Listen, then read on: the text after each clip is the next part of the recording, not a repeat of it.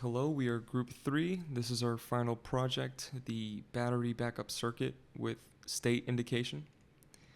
So the objective of this project is to create a battery backup system and to use LEDs to tell the user the state of the entire system, and also to warn the user if the main power is completely cut off. The justification for this is that you have some critical system that needs to stay on for a long time, and you need to know what's happening in the system.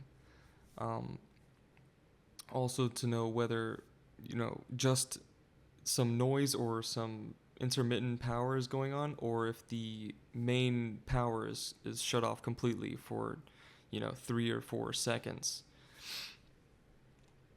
So the way we did this is in 3 parts. This is the first part, which is also the simplest part.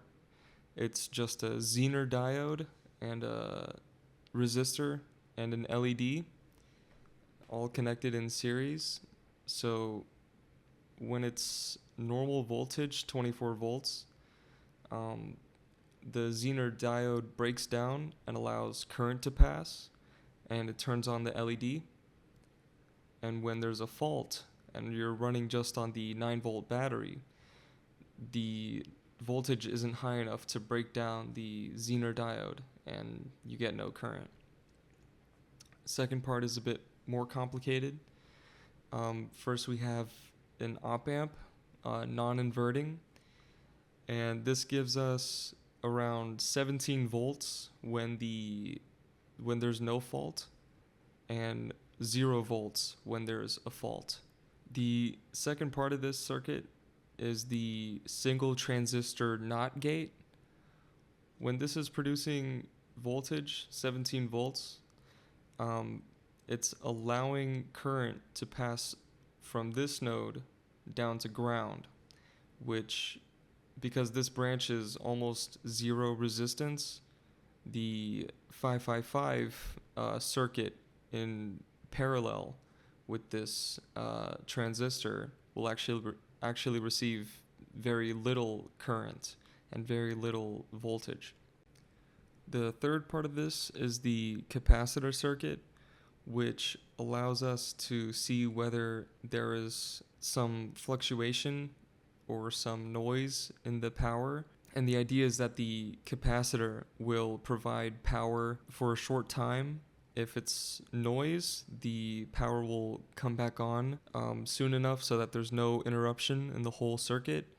And if there's 3 or 4 seconds worth of fault, then the 555 timer, the third part of this circuit, will activate, which is right here.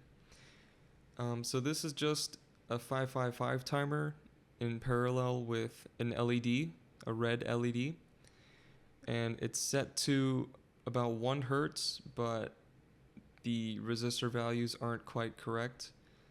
So we just picked the closest resistors that we had. And at the same time, there's a buzzer that goes off. And that's of course to warn the user that, you're running just on battery.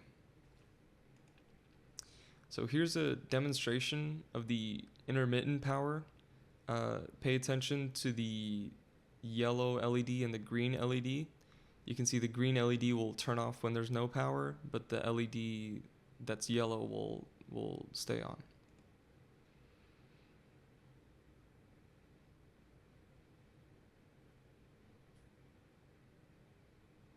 So this is the second demonstration of the fault behavior.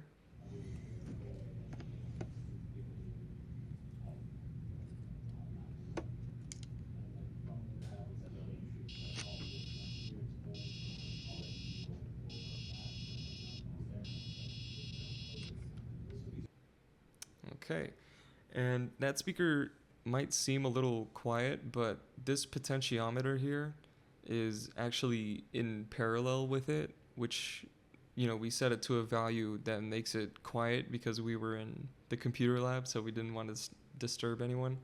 But without it, it would receive 9 volts clock, which makes that piezoelectric very, very loud. We did have some challenges. The biggest problem definitely was getting from 24 volts to 9 volts easily.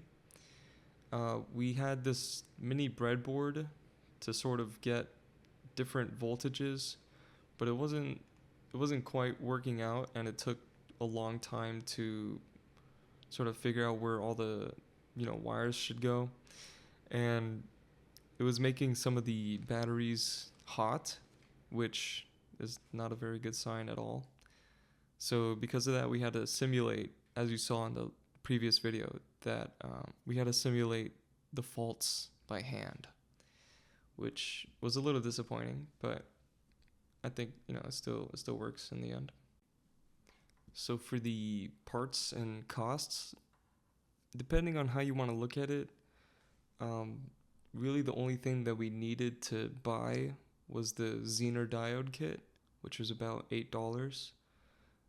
The speakers were purchased because the speakers that came with our kits were very, very quiet, though it did work. And of course, the smaller breadboard here was used in the 555 timer part of the circuit, though the second MyDAC that we used could also, store that. So depending on how you want to look at it, it was anywhere from $8 to $30.